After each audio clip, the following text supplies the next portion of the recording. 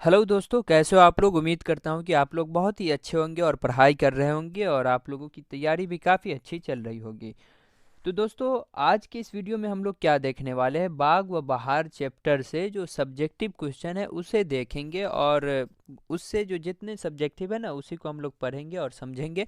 जहाँ तक मैं बतला दूँ इसके ऑब्जेक्टिव की बात, तो ऑब्जेक्टिव वाली वीडियो जो है एक ही वीडियो में सारे चैप्टर की ऑब्जेक्टिव मैं बनाकर अपलोड कर चुका हूँ। अगर उसे नहीं देखें तो देख लीजिए, बहुत ही फ़ायदेमंद साबित होगा वो वीडियो। उससे बाहर एक भी क्वेश्चन नहीं आने वाला और एक दो वीडियो मैं अभी अपलोड करने वाला हूँ, एक दो रोज में हो जाएगा, तो उसे भी देख लेंगे। उसके बाहर एक भी नहीं आवेगा, ठीक है। तो आज हम लोग इसी को देखेंगे और जहाँ तक रही इस चैप्टर के ऑब्जेक्टिव की बात या मुसन्निफ़ के बारे में तफसील गुफ्तगू हो चुकी है, उसकी भी वीडियो जाइए प्लेलिस्ट को चेक कर लीजिए अगर फर्स्ट टाइम आए। नहीं तो अब जो है कुछ ज़्यादा सीखने की ज़रूरत नहीं है, ठीक। अब ज़्यादा सीखिए नहीं, जितना सीख चुके हैं जितना याद है उसे रिवाइज कीजिए, रिवाइज बहुत ही ज़रूरी है। तो ये हो गई अब बातें। अब हम लोग बिना ताखिर के इस चैप्टर को स्टार्ट करते हैं और मतलब जितना क्वेश्चन है ना उसे हम लोग पढ़ते हैं, ठीक।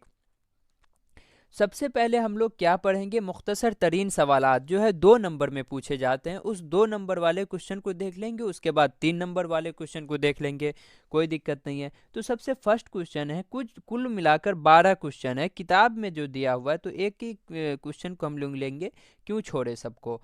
तो सबसे फर्स्ट क्वेश्चन जो है, बाग व बहार का ताल्लुक किस सिन्फ से है, तो बाग व बहार का ताल्लुक दास्तान से है। ऐसे क्वेश्चन आता है, 2 नंबर में आता है, तो आप सीधे यूं बोल देंगे, मतलब लिख देंगे कि बाग व बहार का ताल्लुक दास्तान से है, ठीक।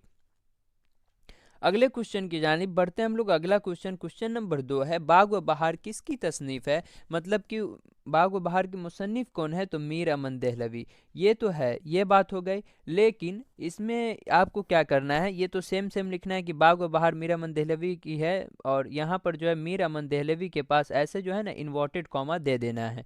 तो अच्छा लगता है, और जो चेक करता है कॉपी उसको अच्छा लगना चाहिए, खूबसूरत लगनी चाहिए कॉपी, तो नंबर दे देता है, कोई दिक्कत नहीं है, ज़्यादा आप लोग टेंशन नहीं लेंगे, ठीक ना। अगला क्वेश्चन, क्वेश्चन नंबर 3 है, बाग व बहार कहाँ लिखी गई, तो फोर्ट विलियम कॉलेज में बाग व बहार लिखी गई, जो कि कलकत्ता में है, ठीक है। सबकी तो वीडियो मैं बना ही चुका हूँ, वो वीडियो जरूर देख लीजिए जो एक ही वीडियो में सारे चैप्टर के ऑब्जेक्टिव है। वो वीडियो को देखना ना भूलें प्लीज़, क्योंकि बहुत ही मेहनत से बनाए थे उस वीडियो को और काफ़ी अच्छा प्यार भी आ रहा है उस वीडियो पर आप लोगों का। तो वो वीडियो देखिए, आप लोगों के लिए ही है, बहुत फ़ायदेमंद साबित होगा। अगला क्वेश्चन नंबर 4 है, बाग व बहार किस किताब का तर्जुमा है, तो बाग व बहार किस्सा चहार दरवेश का है, तर्जुमा है किसका है, किस्सा चहार दरवेश का, ठीक। अगला क्वेश्चन है, क्वेश्चन नंबर 5, बाग व बहार पर मुसन्निफ को कितने रुपए का इनाम मिला था, तो बाग व बहार पर मुसन्निफ को 500 रुपए का इनाम मिला था। बातों को सुनिए और याद कीजिए, लिखिएगा उखिएगा क्यों नहीं, लिखिए याद कीजिए बस ऐसे ही, वीडियो को रोक कर या किसी भी तरीके से देख लीजिए।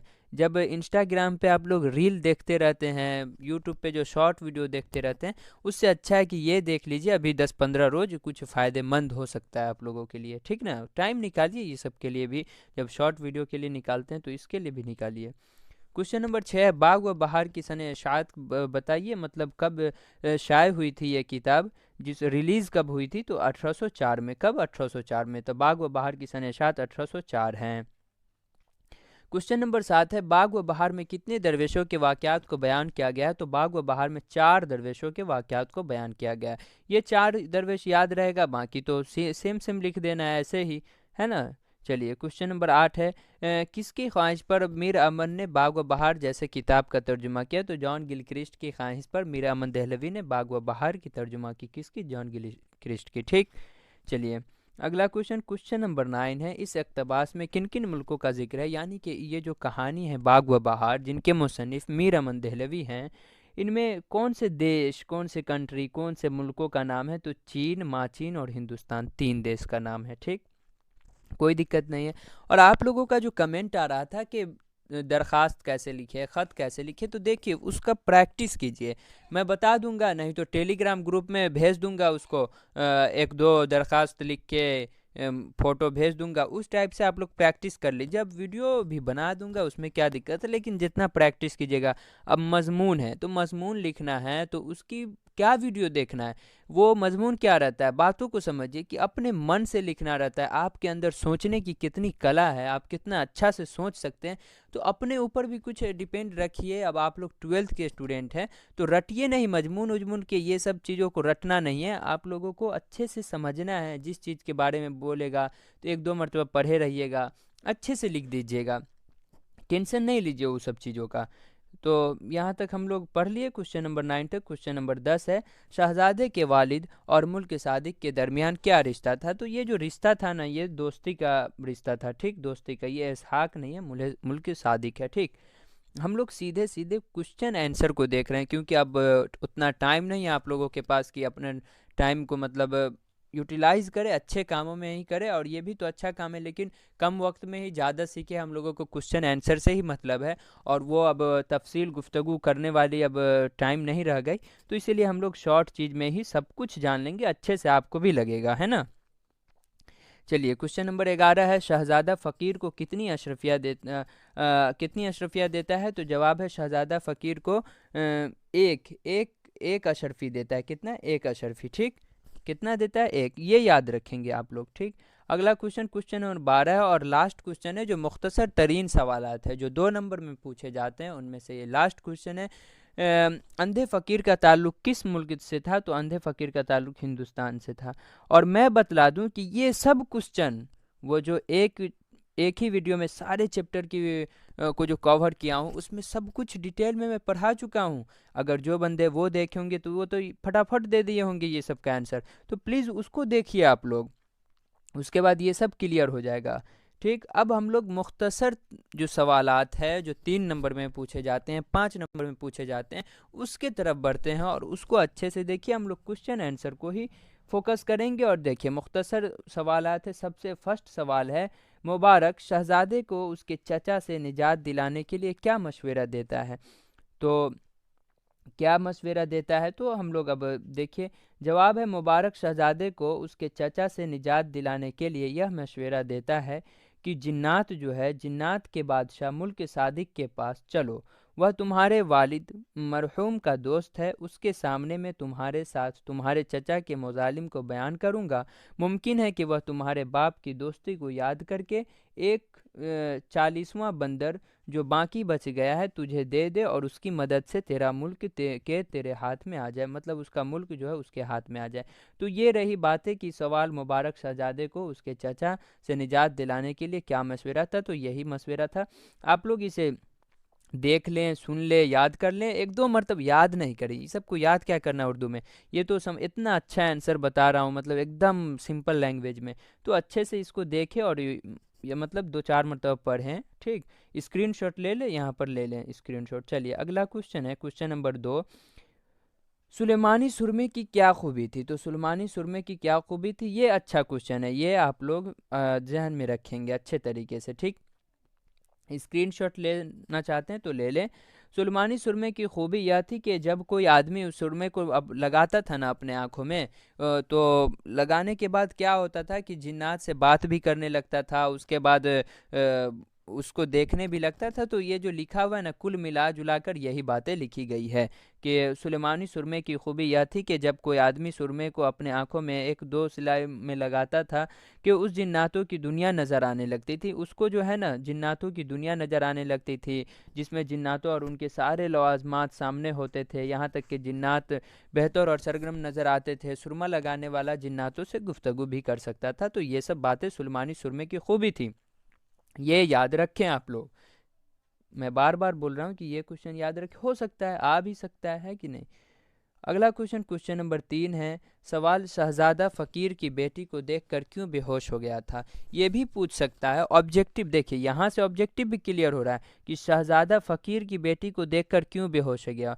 तो क्वेश्चन ऑब्जेक्टिव में ये भी रह सकता है कि शहजादा किसकी बेटी को देखकर बेहोश हो गया। तो ये पढ़े रहेंगे तब ना क्लियर हो जाएगा कि फ़कीर की बेटी को देखकर बेहोश हो गया था। तो क्यों बेहोश हो गया था, क्योंकि फ़कीर की जो बेटी थी ना, बहुत ही खूबसूरत थी, बहुत ही ज़्यादा खूबसूरत थी। और उसके बाद खूबसूरत तो एक अलग सी बात है, और जो मुल्क सादिक जो है उनको जो भेजे थे, जिस लड़की को ढूंढने के लिए भेजे थे कि जाओ इस लड़की को ढूंढो, तो वो लड़की वही थी, फ़कीर की बेटी ही वो लड़की थी। तो ये सब देखकर चौंक गए और सीधे बेहोश हो गए। तो मिला जुला कर यही बातें हैं इसमें। तो बहुत ही सिंपल लैंग्वेज में मैं बना दिया हूँ। शहज़ादा फ़कीर की बेटी को देखकर इसलिए बेहोश हो गया कि एक तो वह लड़की नहायत ही बहुत ही खूबसूरत थी, दूसरी बात यह कि यह वही लड़की थी जिसकी तलाश में मुल्क सादिक ने उसे भेजा था, जैसा कि मैं बतलाया ही। जब उसने मुल्क सादिक की दी हुई तस्वीर को हाथ में लेकर देखा, जब जो दिया था, जो मुल्क सादिक था, वो जो दिया था तस्वीर कि इसी लड़की को ढूंढना है, तो वो देखा तो दोनों का चेहरा एकदम मैच कर रहा था। तो और वो मतलब हैरान रह गया। और जिसकी तलाश में वह 7 साल, ये भी पूछ सकता है ऑब्जेक्टिव में, ऑब्जेक्टिव का देखिए गेस नहीं कोई कर सकता है ना कि ऑब्जेक्टिव में यही क्वेश्चन आवेगा, ये गेस नहीं हो सकता है। लेकिन अब कहाँ से ऑब्जेक्टिव कहाँ से आवेगा, कौन बता सकता है। एक मरतबा आप लोग प्लेलिस्ट को चेक कीजिए, वहाँ पर सारा कुछ पढ़ा चुका हूँ। कवायद से आएगा, कवायद से दे दीजिएगा। जो बच्चे इस चैनल से जुड़े हुए इंशाल्लाह काफ़ी अच्छा एग्जाम जाएगा उनका। तो समझ गया ना कि क्यों बेहोश हो गया, तो यही सब वजह थी जो बेहोश हो गया। ठीक, अगला क्वेश्चन देखते हैं हम लोग क्या है अगले क्वेश्चन में। फ़कीर ने अशरफी लेकर शहज़ादे से क्या कहा। जो शहज़ादा जो है फ़कीर को जब अशरफी दिया था, कितना दिया था, 1 अशरफी दिया था। तो देखिए फ़कीर ने अशरफी लेकर शहज़ादे से कहा कि ए दाता, खुदा तेरा भला करे, तू शायद मुसाफिर है, इस मुल्क का बाशिंदा नहीं है। क्योंकि उस मुल्क में जो है फ़कीर को कोई कुछ दे ही नहीं रहा था, कुछ नहीं दे रहा था, एक लुकमा भी मतलब कुछ दे ही नहीं रहा था। और वो दे दिया जो शहज़ादा था, तो उसको काफ़ी दुआ दिए, फ़कीर जो थे वो काफ़ी दुआ से नवाजे। आप इसका स्क्रीनशॉट ले लें और उसे 2-4 मरतबा देखेंगे तो हो जाएगा, क्लियर हो जाएगा। और देखिए मैं बतला दूं कि जो 2 नंबर का जो जहाँ तक बात रहा 2 नंबर में पूछा जाता है, उसकी वीडियो बहुत ही जल्दी आने वाली है। उसी में लगे हुए थे और कल तक मुकम्मल हो जाएगी। तो हो सकता है कि परसों, हाँ परसों अपलोड कर दूंगा, तो आप लोग उसे भी देख लेंगे, वहाँ से सब कुछ क्लियर हो जाएगा। देखें, अगर आपकी तैयारी भी है ना तो उसे देखेंगे तो और रिवाइज होगा। और रिवाइज किताब से करने का मन नहीं है तो वीडियो से कर लीजिएगा, ताकि आपका काफ़ी अच्छे से भलाई ही सोचता हूँ। अब तो अच्छे से तैयारी कीजिए बस, और उसको रिवाइज कीजिए, इतना ही चाहता हूँ। और पढ़िए अच्छे से, ये सबको याद उद कर लीजिए, मतलब देखिए 2-4 मरतबा, सब सही है, याद हो जाएगा सब अपने आप। उर्दू में कुछ ज़्यादा दिक्कत नहीं होता है। सवाल, पूरे मुल्क में फ़कीर की बेटी की शोहरत क्यों थी, तो मैं बतला ही दिया कि उस उनकी जो बेटी थी वो बहुत ही खूबसूरत थी, मतलब उसका कोई जोड़ा ही नहीं था पूरे मुल्क में, यूँ समझिए आप लोग। और एक तो वो फ़कीर की बेटी थी। स्क्रीनशॉट लेना चाहते हैं तो स्क्रीनशॉट ले लीजिए। पूरे मुल्क में फ़कीर की बेटी की शोहरत इसलिए हुई कि वह, मतलब लिखने का तरीका देखिए कि किस तरीके से लिखना है। पूछेगा पूरे मुल्क में फ़कीर की बेटी की शोहरत क्यों थी, तो क्या लिखना है, पूरे मुल्क में फ़कीर की बेटी की शोहरत इसलिए थी कि वह गर्चा फ़कीर की बेटी थी, लेकिन उसे इस कदर खूबसूरत थी कि मतलब बहुत ही खूबसूरत थी, और उसका कोई जोड़ा ही नहीं था। अपने मन से भी तो कुछ बना सकता है। अब ये ज़रूरी नहीं है कि जो यहाँ पर लिखा हुआ है वही को आप लोग लिखिएगा। तो अपने मन से थोड़ा सा कुछ जाने रहिएगा कि फ़कीर की बेटी कैसी थी। अब उसमें लिख दीजिएगा कि काली थी तो गलत बात है। तो ये जाने रहिएगा कि गोरी थी, तो अपने हिसाब से लिख दीजिएगा उसमें, बना के अपने से सब कुछ चलता है, कोई दिक्कत नहीं है। तो ये थी आज की क्लास। और मैं बतला दूं कि ये तो अब 5 क्वेश्चन हम लोग देख लिए, उसमें कई क्वेश्चन है, लेकिन जो अच्छे अच्छे क्वेश्चन लगे उसे मैं ले लिया हूँ। मैं उम्मीद करता हूँ कि आप लोगों को काफ़ी अच्छे से ये समझ में आया होगा। समझने की क्या बात थी इसमें, और सिर्फ तो पढ़ना ही था। और आप लोग बताएं तो मैं इसी तरीके से लाता रहूँगा वीडियो, नहीं तो अब ज़्यादा सीखे नहीं, बस मैं 2-4 वीडियो अपलोड कर दूंगा, उसी को आप लोग देख लेंगे, इंशाल्लाह सब कुछ क्लियर हो जाएगा। और ख़त की जहाँ तक बात रही, दरख्वास्त हुआ, ख़त हुआ, उसकी आप लोग प्रैक्टिस करें, मजमून की भी प्रैक्टिस करें, क्योंकि वो भी अच्छे मार्क्स दिलाते हैं। और ऑब्जेक्टिव पे अपना कमान रखें, क्योंकि वो 50 नंबर आपको दिलाने वाला है ऑब्जेक्टिव। और वो वीडियो देख लीजिए, उस वीडियो से इंशाल्लाह पूरा क्लियर हो जाएगा। और ऑब्जेक्टिव की एक और वीडियो अपलोड कर दूंगा जिसमें वो भी सब चैप्टर और नज़्म वाला जो बाकी रह गया वो भी सब कुछ क्लियर हो जाएगा। तो आज के टेस्ट के लिए भी रेडी रहिएगा आप लोग। टेस्ट इन्फॉर्मेशन दे दूंगा, अब कहीं से भी हो सकता है टेस्ट, कोई भी चैप्टर वाली बात नहीं है। तो टेस्ट भी हो जाएगा कहीं से भी। तो टेस्ट कहाँ होता है मैं बतला दूं कि टेलीग्राम ग्रुप में टेस्ट होता है, उसका लिंक डिस्क्रिप्शन में। तो आप लोग एक मरतबा डिस्क्रिप्शन को देखिए, प्ले लिस्ट को चेक कीजिए। अब हम लोग फिर मिलेंगे अगले वीडियो में, जब तक के लिए अल्लाह हाफिज़। आप लोग पढ़ते रहिए। हाँ, अगर पहली मर्तबा है तो एक मर्तबा भी मैं नहीं बोला हूँ, प्लीज़ सब्सक्राइब करें, चैनल को सब्सक्राइब कर ही के जाएं। क्यों ऐसे आप लोग जाना चाह रहे हैं, सब्सक्राइब कर ले, एक मेंबर बन जाए। तो हम लोग रोज़ाना मुलाकात करते ही रहेंगे अब 12th के बाद भी। और आप लोगों के लिए काफ़ी अच्छी अच्छी वीडियो आने वाली है जो आप लोगों के लिए काफ़ी यूज़फुल साबित होने वाली है। आप लोग इसका नाम सुने होंगे AMU, जामिया मिल्ला इस्लामिया। तो अब यहाँ तक मैं आप लोगों को पहुँचाऊँगा इंशाल्लाह। तो आप लोग अच्छे से बस मेहनत कीजिए, पहले इंटर का एग्ज़ाम दीजिए और फोकस कीजिए। तो हम लोग फिर मिलेंगे, ठीक।